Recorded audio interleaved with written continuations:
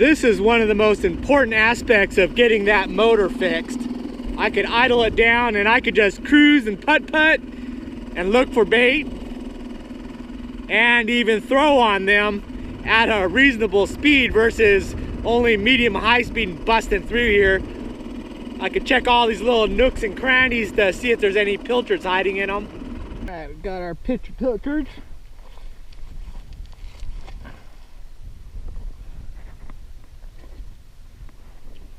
Right inside there.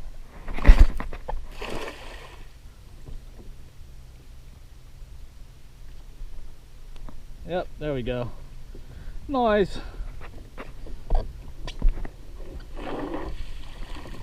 Ooh, big ones, man. Monsters. Perfect.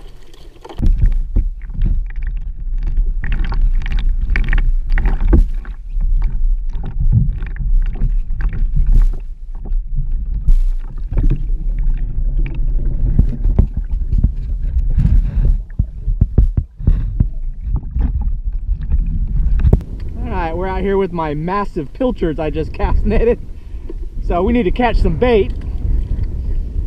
So we'll see if this will generate any activity. Bait first. Well, bait second. This is bait I caught, and then catch bait to catch fish. Also, we've brought out the Ugly Stik GX2 6-foot medium with the Shakespeare GX2 3500 series spinning wheel. And when you see this guy, you know we're about to catch sharks. But first we got to catch some bait. Alright, I think something's got it. There we go. Alright, come on, GX2. Oh, the reel doesn't like it though. Ugh.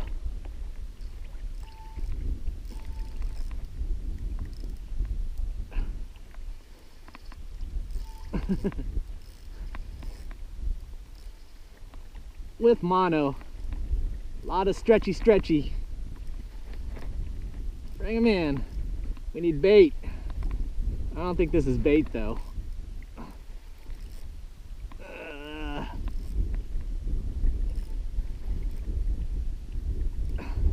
Sitting on the bottom.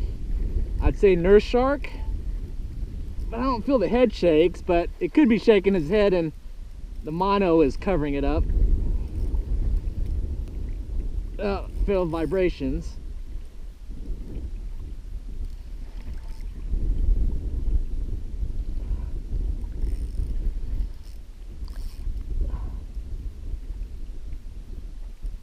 Is it our target species?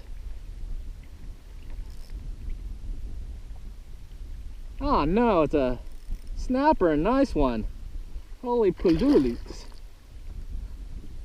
Nice mutton. What are you doing in here messing with my bait?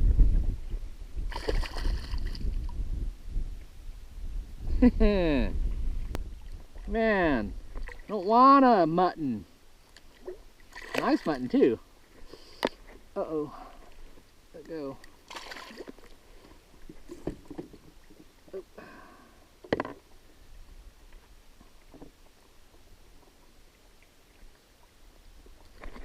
Easy, don't stab me. Ah, beauty of a mutton. Well, I can add a mutton snapper to the list of GX2 accomplishments. Beauty.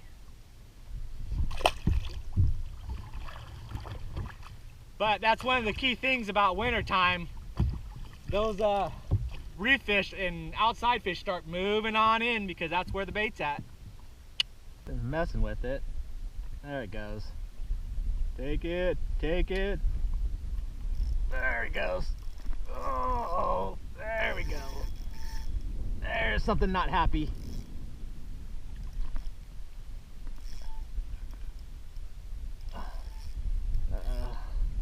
We have a stalemate. Cheap reel versus moderate sized fish.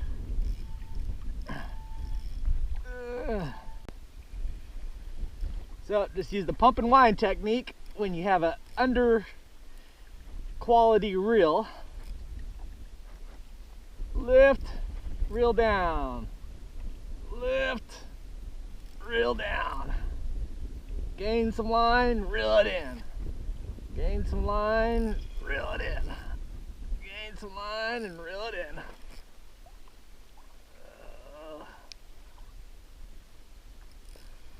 What do we got here? Could this be our bait?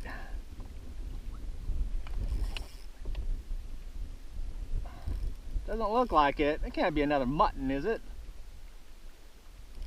It's another mutton. Can't use you for bait. What is the deal? Bigger one. Holy crap.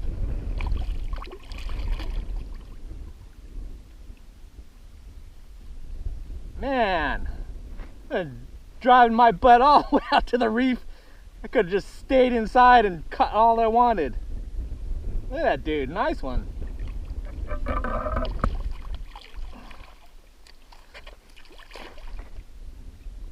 Ah, crap. Get you in. Man, this is a beast of a mutton.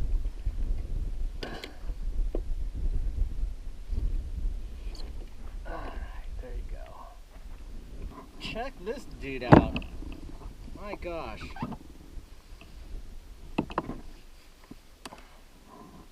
Holy mackerel. Beauties. Just smacking these muttons over here. Nice.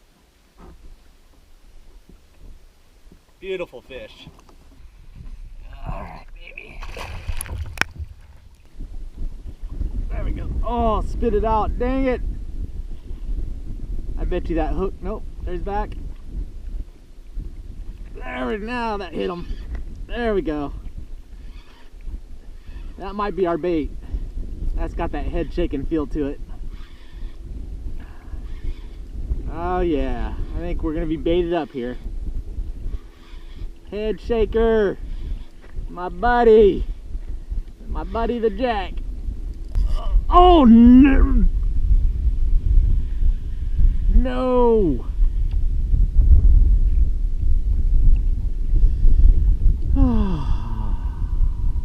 Got one on this one playing with it. There we go.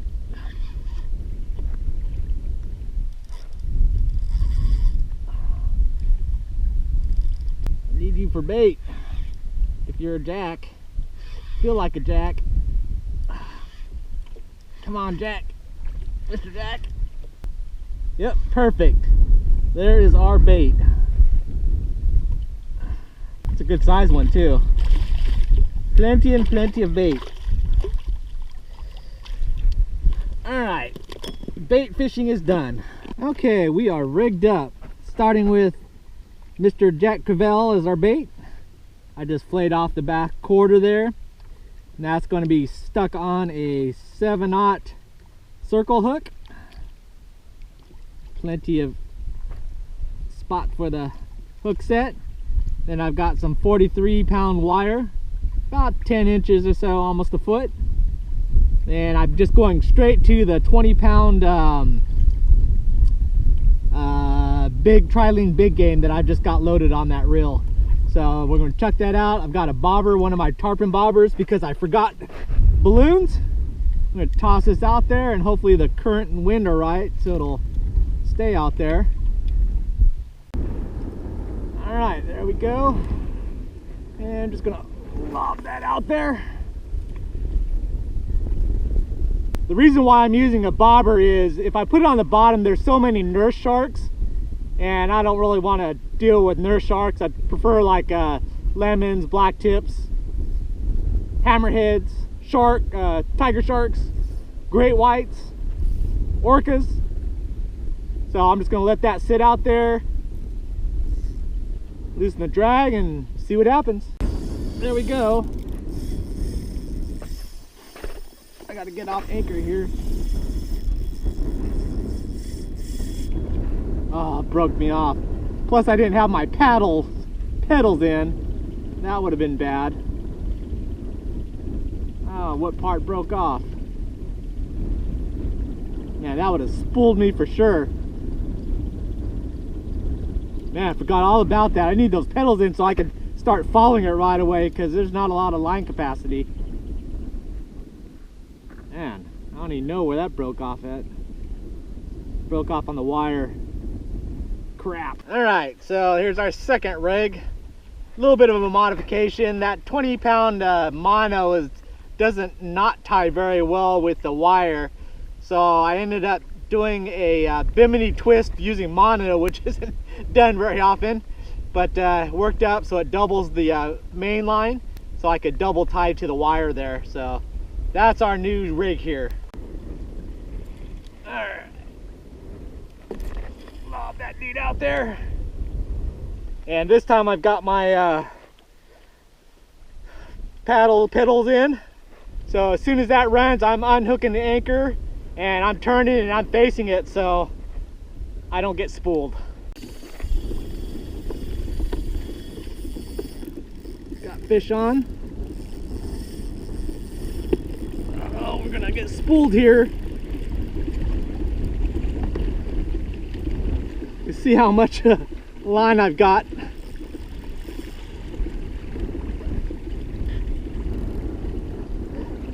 Gotta stay up on them. Get some line back. Get up on that flats would be good. There you go. Uh-oh. No!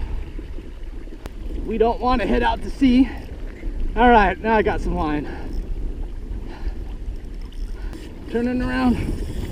Turn. Gonna get spooled again.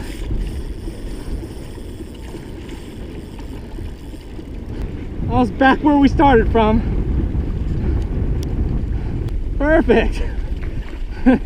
Whoa. Turn.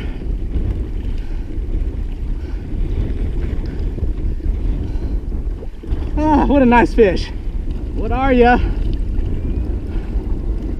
Come on up, baby.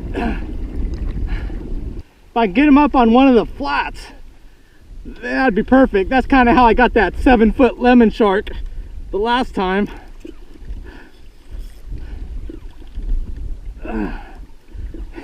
Because I'm not getting him off the bottom.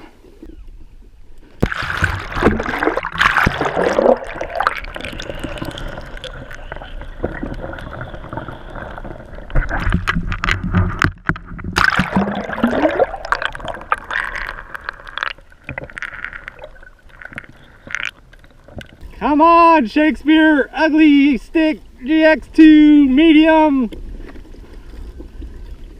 with your cheapo reel. Come on. All right, bird's eye view. If I can get him to come up.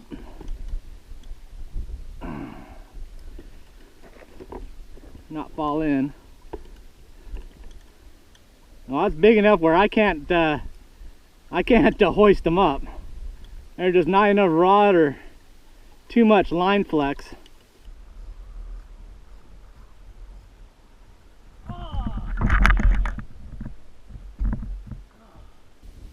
And I broke him off. I think it was just rubbing against his tail. Crap! Olas! Dang it, that was my good one too. He was just too smart. He stayed in the middle of the channel and I couldn't get him up on the flats. It was too big to hoist up. Where did it break? It had to have been popped off his tail. Yeah, it broke up on the main line. My knots held. Yeah, it just wore through. Crap! There we go. Oh, there we go. There we go. Picked up that big pilchard. Uh-oh, pulling me backwards. Just slow drifting a pilchard into the sunset.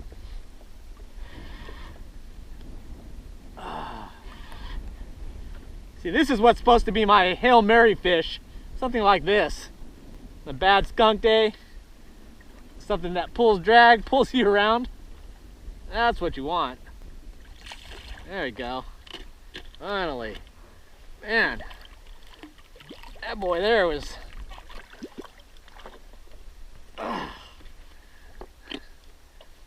know. Ate that big pilchard.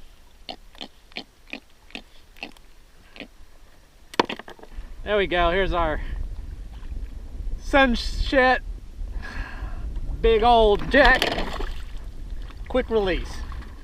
Okay, that's a wrap. Sucking every minute out of the sunlight I can. Refuse to let that time dictate my life. Stupid 5:30 sunsets. But had some good action. Put the Ugly Stik GX2 to work. It went 2-0 against the Mutton Snappers, which is really good. And 0 for 1 on that shark. It wasn't the 8-foot shark that I needed, so I'm not going to miss it too much. I think I might do some backcountry flats fishing for some big sharks because they should be moving in with the cooler weather. So that gives me a little bit more chance to land them when they can't dive deep and stay in the channel like that cheater. But anyways, thanks for watching. I was gonna take the day out today, but kind of like the kids that are starving in Africa, there's fishermen up north that can't fish, so I figure while it's still high 70s, 80 degrees, I can still come out even when it's a little windy. But anyways, thanks for watching, and I'll see you next video. Bye.